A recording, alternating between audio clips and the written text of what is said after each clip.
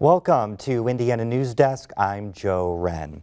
It's been a dangerous and devastating week for Hoosiers as severe weather pounded much of the state. Several communities were hit hard with flooding and wind damage.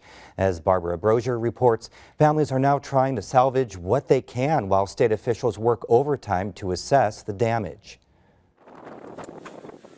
The sky gets dark and you hear that sound that's enough to immediately make your heart start racing. We heard the freight train sound. And for the people of Prince's Lakes, it came barreling into their neighborhood in the middle of the night. I've been in nice, loud, howling windstorms, but the speed changes.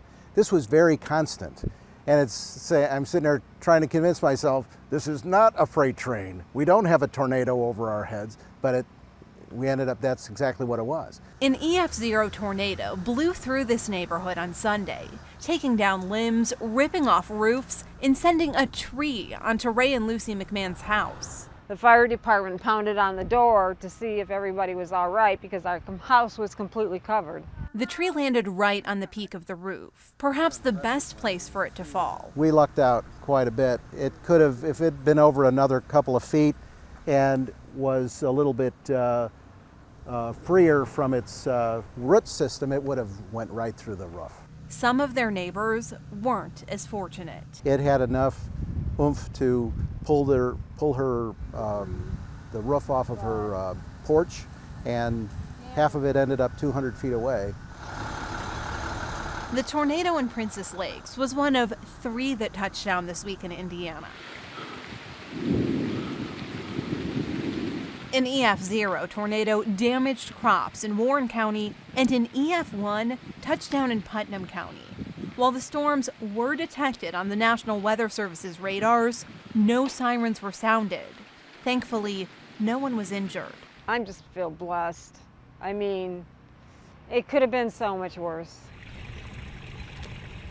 It wasn't wind, but rain from the same storm system that proved problematic in Mooresville.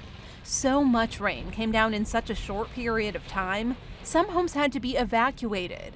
Many sustained substantial water damage. Mom said the water was coming up through the registers, so it was actually bubbling up through the bottom of the house. Brian Gannell's family is trying to sort through all of the debris to determine what, if anything, can be saved. It's a heartbreaking process because this isn't just a home. It's a significant part of his family's history. My mother was born here. Her dad bought this house in 1925. Prior to that, his parents rented this house, so it's been in my family for over 100 years. More than a century, washed away in a matter of minutes. It's sorry. It's been a little tough.